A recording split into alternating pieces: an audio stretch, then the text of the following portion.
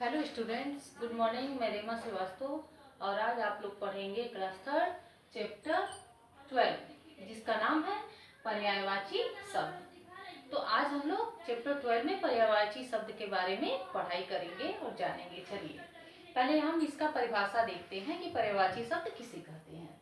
तो समान अर्थ देने वाले शब्दों को, ऐसे शब्द जो समान अर्थ व्यक्त करते हैं, पर्यायवाची या समानार्थी शब्द कहते हैं या कहलाते हैं। ऐसे शब्द जो समान अर्थ देते हैं उन्हें हम पर्यायवाची या समानार्थी शब्द कहते हैं। जैसे लड़की के लिए लड़की, बालिका, पुत्री, कन्या, ये सारे शब्द प्रयोग होते हैं ना, लेकिन अर्थ सबका क्या है? लड़की। केवल लड़की से ही सबका अर्थ लिया जाता है। लड़का, बालक, पुत्र, ये सब लड़कों के लिए प्रयोग किया जाता है, लेकिन सबका अर्थ क्या है? समान है। सबका अर्थ समान है। तो ऐसे शब्दों को हम क्या कहते हैं? समानार्थी या पर्यायवाची शब्द। और देखते हैं, जैसे अब ये क्या है? सूरज है।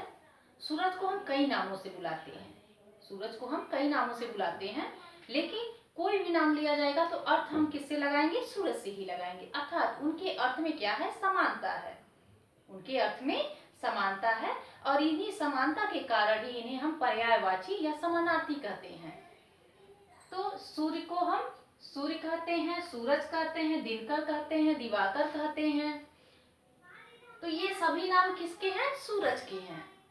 तो आप सूर्य कहिए या सूरज कहिए या दिनकर कहिए, लेकिन अर्थ हम सूर्य से ही लगाएंगे। तो इसीलिए क्या है? ये समानार्थी शब्द हैं या पर्यायवाची शब्द हैं, क्योंकि सभी का अर्थ क्या है? समान है। अर्थात इन सभी का अर्थ एक ही है, इसीलिए हम इन्हें क्या कहेंगे? पर्यायवाची कहेंगे या समानार्थी कहेंगे। ऐसे ही आगे देखिए, ये फूल का चित्र बना है, तो ये हम फूल कहेंगे। फूल कहेंगे तब भी इसी का अर्थ निकलेगा। पुष्प कहेंगे तब भी इसी का अर्थ निकलेगा। सुमन कहेंगे तब भी इसी का अर्थ निकलेगा। और कुसुम कहेंगे तब भी इसी का अर्थ निकलेगा।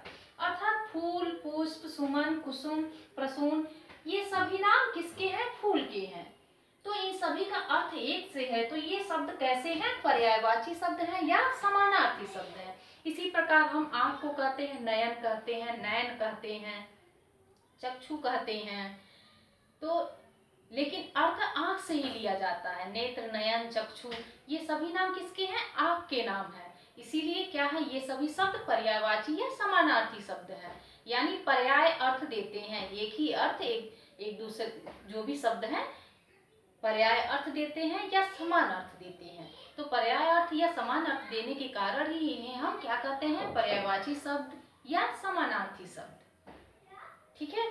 जैसे आकाश को क्या कहेंगे? नभ कहेंगे, गगन कहेंगे, व्योम कहेंगे, आसमान कहेंगे। तो सभी नाम किसका है? आकाश का है। नाम इनके अलग अलग हैं और सभी का अर्थ किस क्या है?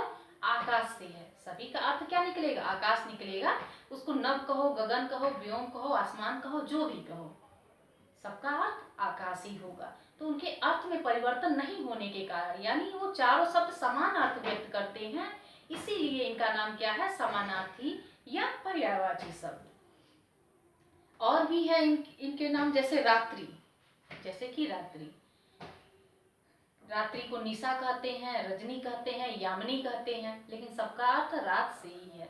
सबका अर्थ रात से ही है, इसलिए वो भी क्या है? पर्यायवाची शब्द हैं।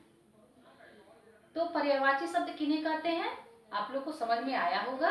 एक ही चीज का जब कई नाम होता है, एक ही चीज का जब कई नाम होता है और सभी नामों का अर्थ केवल एक ही निकलता है, तो उन्हीं शब्दों को हम क्या कहते हैं? समानार्थी या पर्यायवाची शब्द कहते हैं। किताब को हम पुस्तक भी कहते हैं, पोथी भी कहते हैं। किताब कहिए, पुस्तक कहिए, पोथी कहिए, लेकिन अर्थ समान है। एक ही है किताब, लेकिन नाम अलग अलग है, तो इसीलिए वो भी क्या है? समानार्थी है। तो क्लास थर्ड आप लोग को ये चैप्टर अच्छे से समझ में आया होगा कि समान अर्थ देने वाले एक दो तीन चार पाँच छः कितना हो भी हो, लेकिन सबका जब समान अर्थ होता है तो उन्हें हम क्या कहते हैं? समानार्थी कहते हैं या पर्यायवाची कहते हैं। इस चैप्टर में इतना ही था। पर्यायवाची और समानार्थी को समझना था कि ये शब्द कैसे होते हैं, पर्यायवाची शब्द या समानार्थी शब्द कैसे होते हैं और क्यों इनका नाम पर्यायवाची या समानार्थी पड़ा है। तो उम्मीद है आप लोग को समझ में आ गया होगा। एक ही चीज का जब कई नाम होता है तो कई नामों को हम क्या कहते हैं, पर्यायवाची या समानार्थी कहते हैं। सरल शब्दों में हम समझेंगे कि एक ही चीज के जब कई नाम होते हैं तो उनके कई नामों का जब अर्थ एक निकलता है, एक ही का जब कई नाम रहेगा तो जाहिर सी बात है कि उसका अर्थ भी एक ही निकलेगा।